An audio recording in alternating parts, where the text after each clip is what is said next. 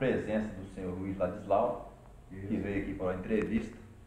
E o meu cameraman, Jonatas Massa, também, veio aqui filmar, vamos fazer essa entrevista. Amém. E eu gostaria de me apresentar. Eu sou aluno da Faculdade Uninter, do Polo de Colatina, Espírito Santo. Eu estou fazendo licenciatura em História e eu, como um bom historiador, eu vou fazer algumas perguntas ao senhor Luiz Ladislau sobre a nossa cidade. Ele que nasceu na capital, nasceu em Vitória, Espírito Santo, e residiu em Colatina desde novo, reside em Colatina.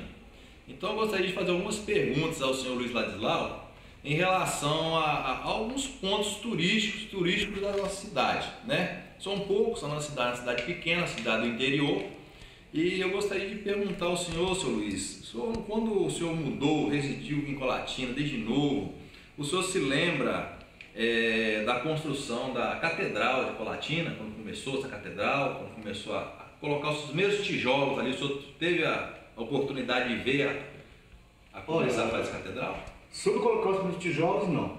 Eu comecei a entrar na catedral, na verdade não era catedral, era a matriz de Sagrado Coração de Jesus, era a igreja matriz. Sim. Passou a ser catedral depois, né, nos anos depois que fizeram aqui a diocese, em 1990, o Dom Geraldo William Rocha passou a ser o bispo ali, né? Eu entrei lá na época que estava construindo, era as armações, né, de andaime, na época que foi construindo, estava começando já a levantar, e existia a missa na época, teve missa, e naquela época era missa em latim, né? E essa missa em latim, o povo entendia que o padre falava, alguma coisa assim, ou o povo não entendia nada? Rapaz, eu creio que sim, porque a maioria são italianos, né? A maioria do povo latino é descendente italiano, né? E eu, na verdade, não entendia nada, porque eu era novo, eu era menino nessa época, minha mãe era católica, né? Com o passar dos anos que eu me converti ao evangelho, mas eu era novo, mas eu creio que o povo entendia, o padre falava lá o latim, a missa era uma bênção, rezada na época, né? Sim. E muito bem. E em relação, nós temos aqui na nossa cidade, Colatina, Espírito Santo, né?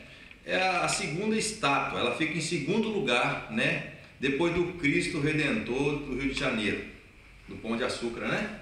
Exato. Cristo Redentor. Então nós temos aqui a segunda estátua, vamos apresentar a segunda estátua da nossa cidade.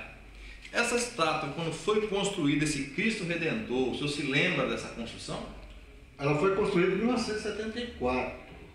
Se não me falha a memória, ou ela foi construída ou terminaram ela 74 para 75, né? Foi o Paulo Stefanoni que era prefeito naquela época. E o arquiteto, não me lembro o nome dele, mas era um cara fora de série, ele que fez o Cristo lá de outras cidades aí, não me lembro o nome, mas teve umas 2 ou 3 cidades que ele elaborou também essa estátua do Cristo Redentor aí, né? E com a chegada do Cristo Redentor, com essa estátua aqui na cidade, que está situado no bairro Bela Vista, né? É um Na bairro, verdade, o bairro não era Bela Vista nessa época, não. é um bairro que é no alto, né? Bairro Cristo mesmo. Bairro Cristo. É o Cristo Redentor. É. Foi dado o nome do bairro. Depois passou a ser bairro Bela Vista. Depois mudou Bela Vista, né? Mas aí, com essa chegada dessa estátua, né? Desse Cristo Redentor de braços abertos, a cidade ganhou com esse Cristo, a cidade veio pessoas turistas para vir, para visitar, para fazer romarias para o Cristo. Rapaz, eu creio que sim, porque essa estátua foi feita mais para o ponto turístico latino, né? Que, na verdade, o que trazia o ponto turístico latino nessa época, que vinha muitas pessoas de fora, as pessoas iam mais para ver a passagem do trem, que o trem passava no centro da cidade. E naquela época tinha um grande hotel de Colatina, que tem muitos anos que é construído, o povo que vinha de fora, eles iam mais para ver a passagem do trem, que o trem passava. E era um ponto turístico, né? Eu creio que era um ponto turístico. Mas depois que fizeram o Cristo, aí as pessoas começaram eu lembro que eu trabalhei uma época ali no Cristo Redentor, vinha pessoas de fora, subia lá em cima, batia fotos, né? Pega uma visão panorâmica muito bonita da cidade. Né? É o cartão postal da cidade. Da cidade hoje. E é o a segunda maior estátua do Brasil, abaixo da estátua do Cristo lá do Rio de Janeiro. Agora aqui também, eu trouxe aqui também a foto, né? Vou mostrar aqui na câmera, que é a foto do trem, que o trem Vitória Minas, ele cortava o centro da cidade de Colatina. Então, como o senhor lembra desse trem? Ele causava acidente na cidade? Rapaz, causava muitos acidentes. Causava acidente? Ih, demais. Eu lembro uma vez que uma vez atravessou um caminhão de boi na linha que vinha passando o minério. Naquilo que o minério passou, pegou o caminhão, partiu ele no meio. Olha que interessante. E alguns bois morreram, né? Alguns bois morreram, aí eles pararam com um monte de boiada pela cidade, entraram pelas lojas, os comerciantes começaram a baixar as portas, os bois não entraram, saía boi para tudo quanto é canto. E houve muito acidente, sim. E, quer dizer, foi um lado bom e foi um lado que trouxe muito transtorno, trouxe progresso para Colatina, né? A Estrada de Ferro trouxe muito progresso. Muito progresso. Né? E foi um lado bom e foi um lado bom. Depois que tiraram a linha, né? E naquela época eles começaram a duplicar, foi em 1970, de 70 para cá, e a companhia, a Estrada de Ferro, passou a fazer a linha duplicada, que passou a passar por trás ali do Vitália, né? Aí fizeram a duplicação da Estrada de Ferro, foi a primeira duplicação da Estrada de Ferro do Brasil. Sim. Primeiro não, era uma linha só, por isso que havia muitos atrasos naquela época de trem, porque quando vinha um trem de lá para cá tinha que estar um desvio, tem um desvio para poder o outro passar. Um tinha que esperar o outro passar para depois ir. Dava muito. Só tinha uma linha. Exatamente. Hoje tem duas linhas, é duplicada. Em 1970 duplicaram. Aí por isso que eles tiraram essa linha de 1975, foi se eu falar mesmo, foi o Devassi Zaqueu, se não foi, era o prefeito da época, que tirou a estrada de ferro de dentro da cidade de Colatina. Inclusive tem até a foto aí. Melhorou bastante, né? Ajudou muito, né? Depois que Colatina cresceu, aí o progresso foi mais pela estrada de ferro, né? E vamos falar um pouco hoje nós estamos passando uma crise hídrica, né, na nossa cidade, né? Nós vemos que os rios estão bastante secos. Exato. É uma seca tremenda.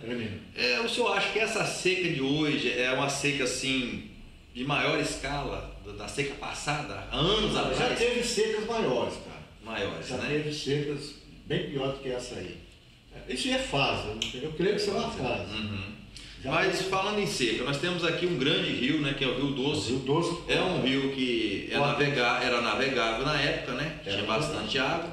Mas hoje o nosso Rio Doce ele não tem possibilidade mais de navegação por causa do assoreamento. E o Rio Doce hoje para atravessar o Rio Doce, de um lado nós temos duas pontes. Vamos falar da ponte mais antiga, que é a Ponte Florentino Avidos.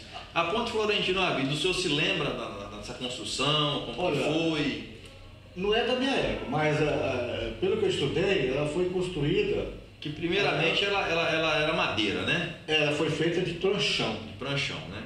Quando eu era menino, era novo, eu atravessei na época que ia para São Silvano, atravessava, ela tinha as laterais, né? E os pranchão, depois passava que esse pranchão balançava tudo. Né? Então foi construída, ela foi terminada em 1928. Ela começou a ser construída, se não me falha a memória, na década de 20. Ela demorou acho que uns 4, 5, uns 8 anos para terminar, né? A ponte. E o engenheiro, o cara que construiu ela, não me lembro o nome dele, ele que trouxe o tal do dinossauro. O dinossauro era uma máquina, tipo um guindaste chamado dinossauro. Muito bem. Nós vamos terminar a reportagem com esse senhor Jadilau. Agradeço muito a oportunidade. Muito bem. Agradeço a oportunidade de ter entrevistado o senhor. O senhor passou algumas coisas da nossa cidade Colatina, né? Agradeço ao nosso cameraman que fez a filmagem. E agradeço a todos pela oportunidade. Muito obrigado. Amém.